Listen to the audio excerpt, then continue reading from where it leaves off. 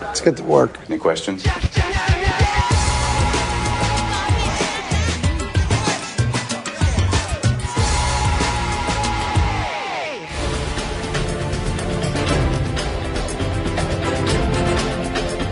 There is everything wrong with your podcast player. Please attempt to adjust the volume.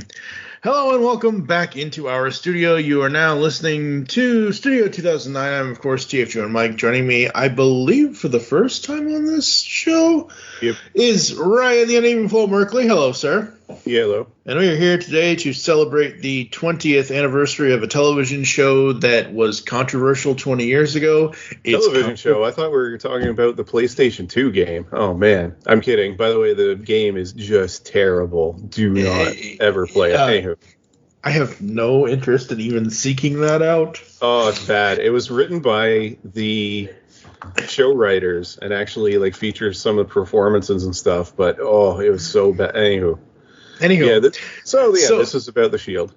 Yes, FX is the Shield season 1, because when we release this episode, it will be March 12th, 2022, 20 years after. Yeah, how has that happened? It's been 20. I remember when you told me, I went, what? Nah, it can't be right. Oh, man. Yep.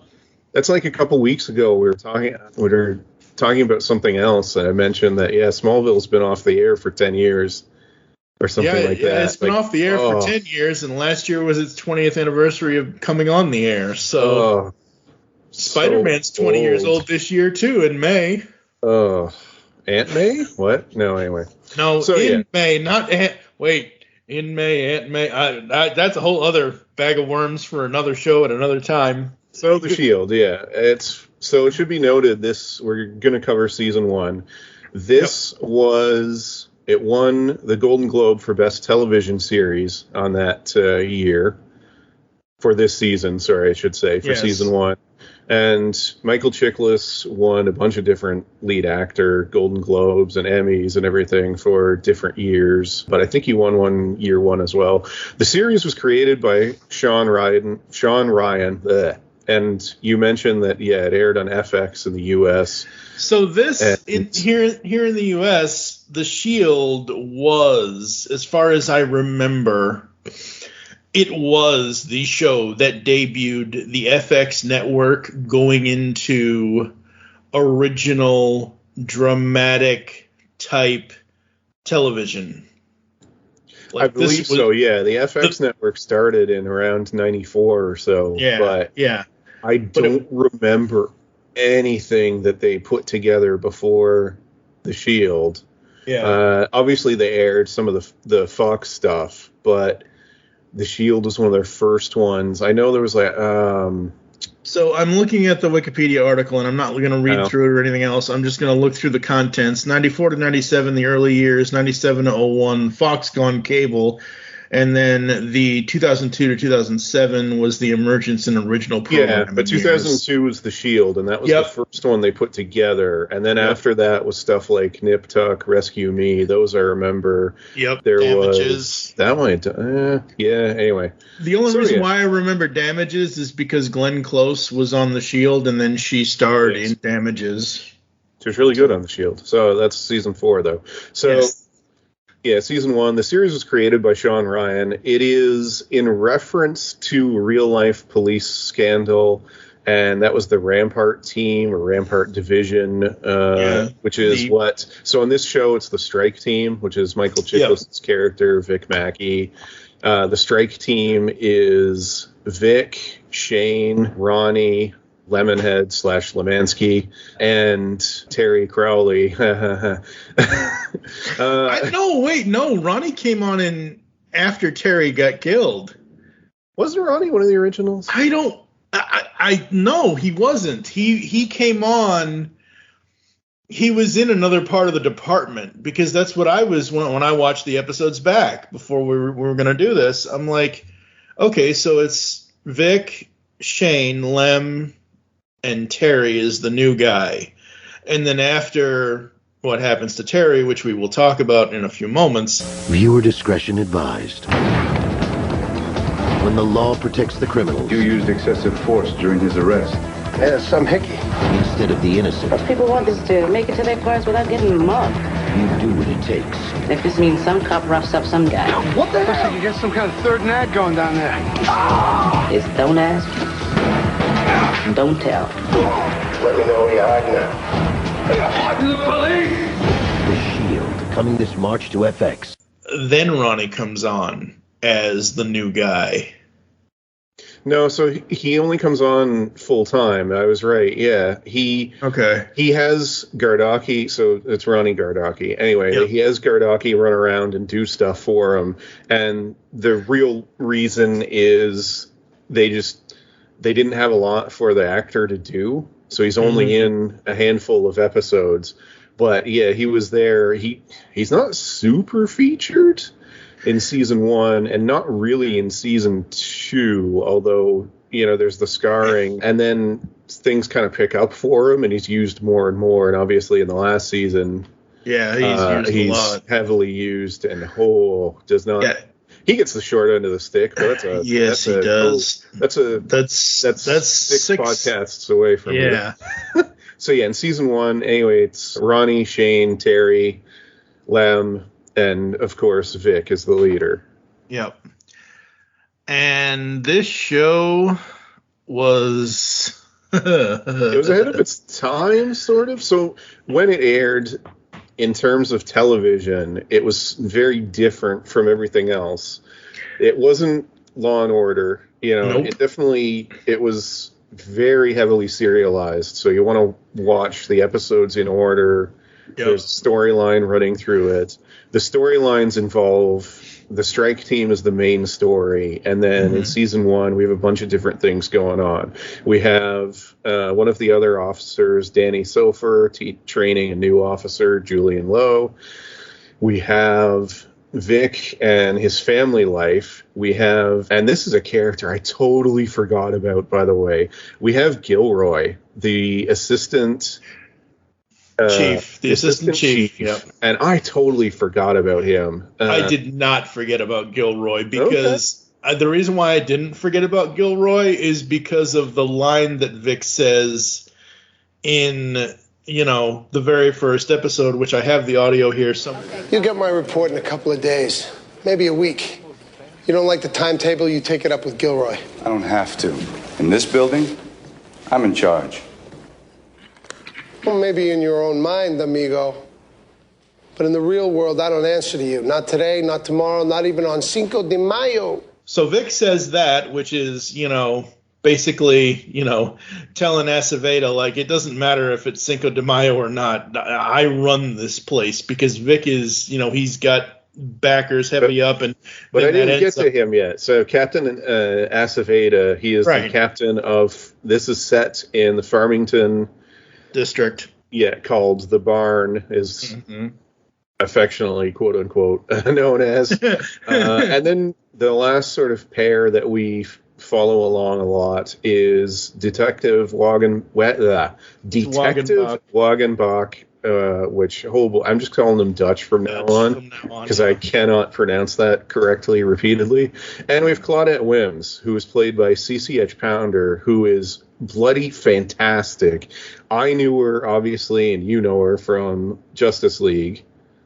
See, I knew her here first because I hadn't caught up to Justice League yet at the time this was airing. Oh, I agree. I think I watched her first on this. Yes. And saw Justice League later. She showed up as the voice of Amanda Waller and was going up against Batman. I'm like, oh my God. But holy cow. She's an excellent actress in person. That's amazing. And obviously doing voice acting is incredibly difficult. It's just interesting to see somebody who's just fantastic at both. She's so good. So good. As Waller, like for years she was Waller for me. Still is Waller for me. Well, yeah. Like don't get me wrong. Anyone else that has done it has been great, but no, but she's been able to do it live. They've had her do it live action as well too, and it's really, it was neat. Actually, Detective, it was my fault. I should have taken control of this. This isn't the way you teach a trainee how to preserve a crime scene. This is how murderers go free, son. But yeah, she is fantastic in this show. And that's one of the things, all of the characters and all of the people in this show are really good and end up being quite good actors. Some of them, oh boy, though. I mean, the actor who played Julian Lowe, it should be noted. Michael Jace. Yeah, that did not go well. Wow. I mean, he became one of the characters of the strike team, basically. But yeah, he is in prison for 40 years, sentenced to second-degree murder. So, yeah, I don't know what to say about him in that. And overall, I mean, so the show is about the strike team. The show is about partially a real-life team that did a lot of terrible, illegal things. So it is not a pleasant show. And I don't know if you can talk about this series without mentioning The Wire. I can't remember which came first, and so I'm going to cheat and do that thing people love where I look something up during the show. Wire premiered June 2nd, 2002. Wow. So this was almost about 4 months they were almost apart. neck and neck. So yeah, the big difference between the two, I love The Wire. I think it's also excellent. I was probably, at least when it aired, I was definitely a bigger fan of The Shield. I like character dramas. You mentioned Breaking Bad. It's one of the reasons I love it, because that show is a character study of Walter White and Jesse Pink. This is a character study pretty much exclusively of Vic.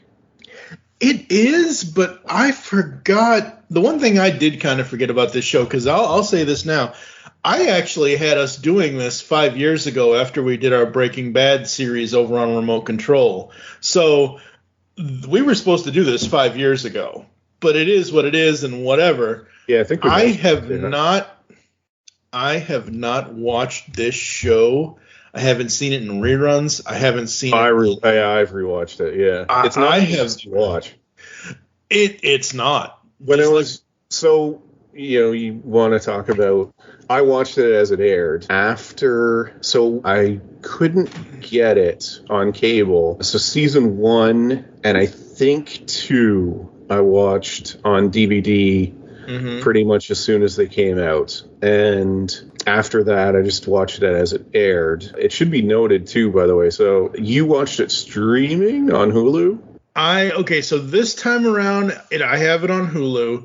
I did have, I believe, up to season 4 on DVD, and originally, back in 2002, 2003, when it started, I was watching it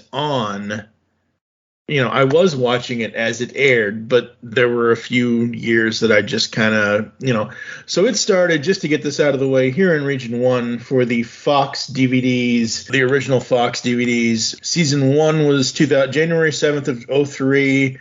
2 was January 6th of the next year, February 22nd of the next year. So basically, 2007, the first 5 seasons were out. And then it switched from Fox to Sony, and then they released the rest of the show. So from March 25th, 2008 to November 3rd of 2009 is when all of the... Watching it up here sucked because it was on Global, and Global is a normal, over-the-air broadcaster, and so it had to be edited for content. Oh, of course. That's the other thing. Even though it aired pretty late at night, so watching it live always sucked. They did make a big deal of the finale. Family Meeting was aired completely unedited. Not to mention they aired it in its entirety. That's another thing too, is not all of the episodes had a normal runtime. Nope. And especially the finale was extra long. The finale was a 90-minute finale because that was the thing. And that was a big deal that Global had to make room for it and stuff.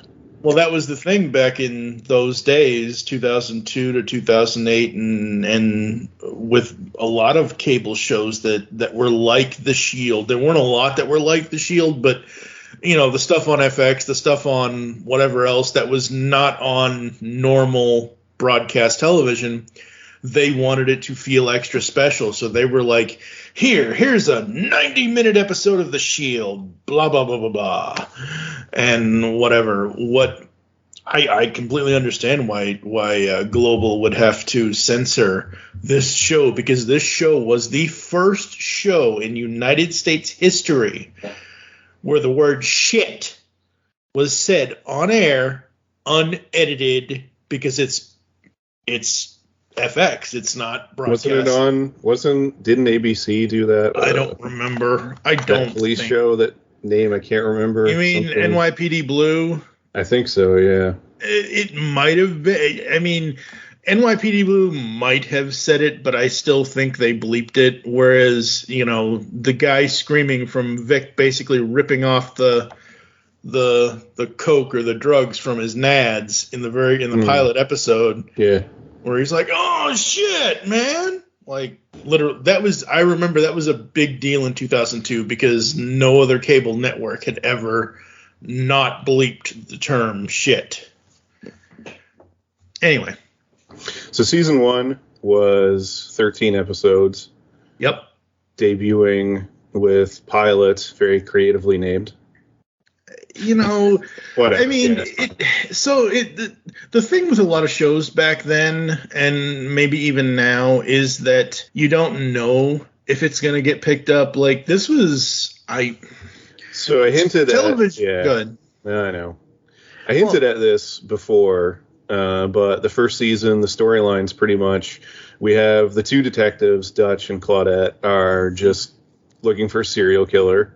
Yep. Next, we have Vic and the strike team, who are doing illegal things while still trying to sort of police things, while trying to make themselves rich, while trying to keep ahead of Captain Aceveda, who is on to them. And the pilot, by the way, sees him installing a new detective as part of the team. I mentioned him before, Terry Crowley. Right. And he's added to the strike team as an inside man. And the other sort of bits feature, so we mentioned him before, we mentioned Gilroy. Gilroy is on Vic's side and tries to help cover things up. And last in the beginning, he is, yes. Yeah. Well, he doesn't. We'll get to that. Well, anyway. Yeah. And then the last is also an ill-fated character who's not really a main character, but he's in season 1 a lot, and he's kind of important. We've got Rondell, who is a local drug dealer that Vic deals with. Okay, so you want to know the funny thing about Rondell? Rondell used to be a Power Ranger. Oh yeah, no. So later seasons, and this is what I wanted to mention too, and I got off track and I forgot about this. On the DVDs, the music is intact, at least the early release ones. I don't know; it's been reissued since then. I think the series is on Blu-ray, but I have a sneaking suspicion it's probably pretty heavily edited because man, they liked using actual music. Is it in the Hulu? To my knowledge, it isn't. I just finished watching the show as we're recording this. Yeah, there's less in season 1 than later seasons, especially later seasons because we've got like Outkast and other people, like actual rappers as. So the two songs that I remember off the top of my head from watching all 13 episodes within the last 13 hours are Kid Rock's Ba Wita Ba, which was at the end of one of the episodes. Yeah, not sure he's aged well. Anyway, but my point is, you're asking a question I'm trying to answer. I know. Go ahead. I remember that song because I remember that scene, and I remember just now, having finished watching season 1, Coldplay's Trouble plays at the end of episode 13. So I believe the Hulu stuff is intact. Interesting. I'd be curious later on if it's all there. Or I guess we'll find out. So, no, that was interesting to me. This is one of the shows. Yeah, it's one of the shows I can think of off the top of my head that had a fair amount of different popular music. Anywho. And this was at a time in 2002, 2003, the beginnings of it, when Theory of a Dead Man had just hit and made it big with Invisible Man on the Spider-Man soundtrack. And, they had a song on the S.H.I.E.L.D. soundtrack. And so far, according to Amazon, It only has a complete series DVD listing for one of the older versions of it, and then one of the more newer releases of it. I do not see a Blu-ray set. Could have sworn, no, it could be. It was on everything streaming for a long time. Yeah, it's been kind of pulled up here. It's harder to find, but whatever. I will say so it's filmed in that sort of grainy, we're using a Handycam style, and on HD TVs and stuff like that. I don't know. It looks a little weird sometimes. Yeah. It's prime. I guess what I'm hinting at is it's prime for a remaster, but we'll see. Hopefully they just do decide to do it. That's weird that, it hasn't been. Well, it is the 20th anniversary, and I think the problem is that it depends on who actually has the rights for media release now. I don't know who has the FX stuff is weird. That's true, because I don't think Rescue Me or some of the others have been reissued in a long time. I mentioned this earlier. Those are some of our main storylines. We've got the detectives, we've got all the strike team stuff I mentioned, and then the other sort of big deal is Danny training Julian, and they all kind of at different points merge into each other. They're all related, and that kind of continues through the season. Most of these characters are main characters through the other seasons, except for Gilroy and Rondell. Yeah, I mean, Rondell ends up, spoilers, folks, the show's 20 years old, but poor Zach Taylor, the Black Power Ranger, Walter Emmanuel Jones III. He did. As Rondell Robinson, he dead by the end of the first season. There were a lot, pretty much everybody in the main cast, the cops, the this, the that, everybody pretty much stays intact until certain things happen in later seasons that just make me want to scream. But and the funny thing is where I've seen some of the other actors in other things. So I am, right before we started doing this 7-part series, not all at once, folks, but at some point throughout the rest of this year, we will finish the other 6 seasons. Kenneth Johnson, who plays Lem, he was a guest star for, I think, 3 or 4 episodes on Cold Case, CBS's Cold Case with Catherine Morris. He played her love interest at one point or another. And like we already said about Claudette, about CCH Pounder, the greatest voice of Amanda Waller that there has ever been, I don't know anything. Like, I actually am going to have to look up his name, but Jay Carnes, who plays Dutch, I had never heard of him 20 years ago, and I still don't know anything else he has done since this show. I am sorry. The big one is Walton Goggins, who's went on to Justify. A hell of a career. Yeah, he went on to Justify. His career's been nuts. Yeah, he's also a voice on Invincible. He was in Django Unchained. He was in Ant-Man and the Wasp. He was in Tomb Raider. He was one of the stars in Predators. Like, his career has been nuts. Sons of Anarchy. Mm-hmm. He has had one hell of a career, and he's won an Academy Award. He's won Primetime Emmys. Like, he's doing okay for himself. Yeah, he's... Oh, good. Go ahead. I was just going to mention, like, he was just cast in something, too, and my brain has completely fallen asleep, and now I can't remember what it is. So, I've seen... Fallout. Jeez. That's right. I totally forgot. Yeah. The new, No, he's just been cast in Netflix's Fallout series. It just hit me. I didn't even have to look it up. Hooray. Anyway. So, again, with me, with this show, there's only just scrolling through Jay Carnes's short filmography. I mean, the guy's been around since 99 and 98 acting between movies and TV.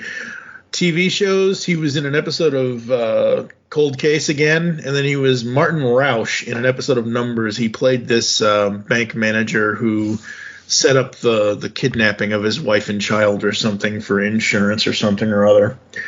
So yeah, I mean, I have not seen a lot of Jay Carnes, but like you said, with Walton Goggins, the man is just... He's the best one, yeah. Yeah. And then, Benito Martinez was in Sons of Anarchy as well, and 13 Reasons Why, a bunch of other things. So he's done okay, too, and yeah, it's...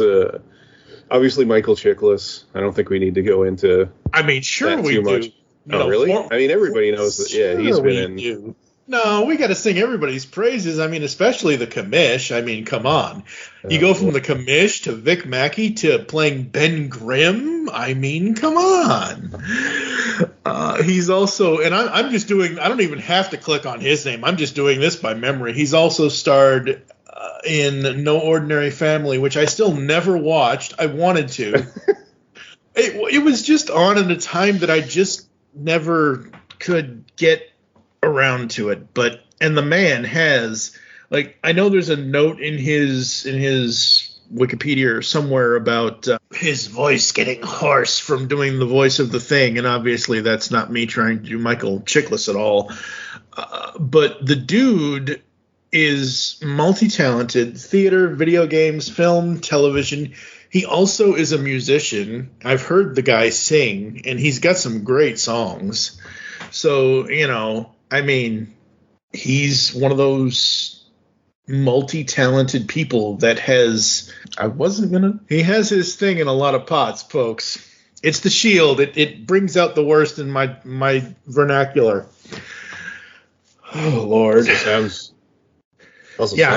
dirty. Oh, anyway. Yes. Yeah, I did not know that about Michael Jace, though. Let's not talk about him too much. No. We already did, but I'm just saying,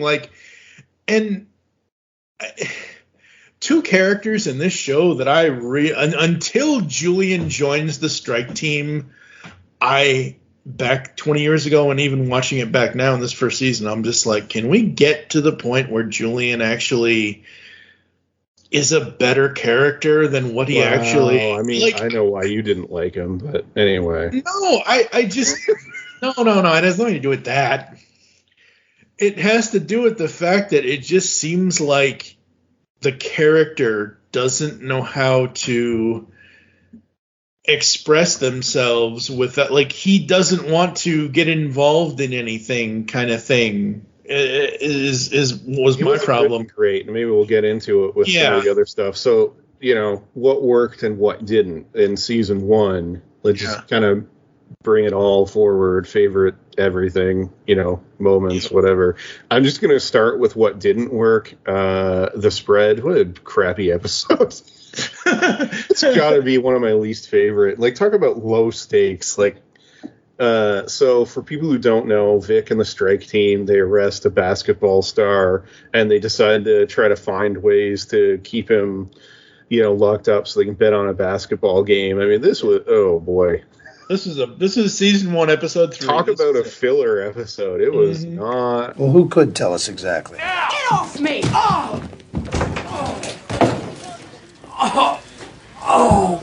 Balls. You all right? Bigger they are. Whatever. That was one of my least favorites. But, God, I don't know. There's a lot of stuff. Let's be honest. The most important moment of the season 1 came in the pilot. So, long story short, Vic and the strike team have to... They do a raid. And during that raid, Vic uses the gun of the drug dealer. And 2-time, yep. Yeah, and he uses the drug dealer's gun to kill Terry Crowley.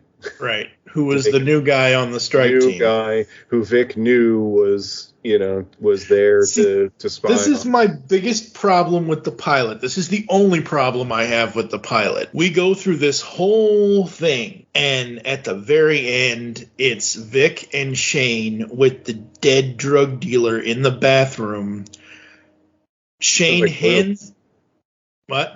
It sounds like Clue. Vic and Shane with the dead drug dealer in the bathroom. Yes. So they're standing there like they're having a conversation, but they're not actually talking. They look at each other. Shane hands him 2 times gun, and then he just turns around and just cold cocks Terry right in the face. You don't hear anything about this. You don't see anything about this. The only thing we've seen to this point of Terry being killed is that Terry meets with Aceveda and the guy from Justice. We don't see how Vic finds out about this at all. He just knows. Oh, we actually, we by the second episode, right? By the second episode, we figure out, Gilroy has someone at Justice, just like Aceveda has someone at Justice. But it has taken me 20 years to finally see how they knew.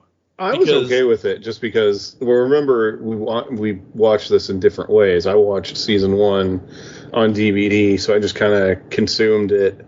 I don't know. I liked it in terms of it's a big, shocking moment to open your show. Like, that was the hook to get people to watch next week. Oh, absolutely, it was. For the most part, for the most part, it worked. And I'm not saying. Early on, but no, that's fine. Well, but I'm not saying I had oh my God, because this moment isn't explained. What I'm saying is that for the last 20 years, until I started watching the second episode, when I did my watch through, I never there was no line, there was no thing in the pilot, and then I realized, oh wait, in the second episode they say what happened. So when we're talking about season 1, the 2 moments I remember most about season 1 are both from this episode. I mentioned that one. The other one is Vic, and he gets involved in the interrogation, they're involved in he gets involved in a case for Dutch and Claudette, where they are investigating a murder, and they discover that there's a girl missing, and it turns out that the girl was sold to a pedophile by her father, who's a drug addict, et cetera, et cetera. And they're running out of time to find him, and so Vic decides to interview him. And the moment I remember most is Vic starts kind of taking out the stuff from a bag, and it's like a phone book, pair of pliers, and the perp asks him, "What's in the bag?"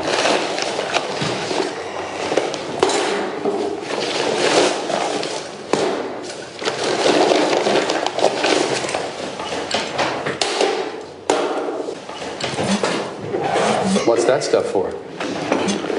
It's what I'm going to use to get you to tell me where Jenny Reborg is. Your turn to play bad cop? Nah. Good cop and bad cop left for the day. I'm a different kind of cop. And I remember that, and I remember that, and I remember what happens right after that too. Because right after the old phone bookaroonie, and because what I remember about him, Vic smacking the guy with the phone book, is because I believe it's in the promo, or it's in some. They used it somewhere.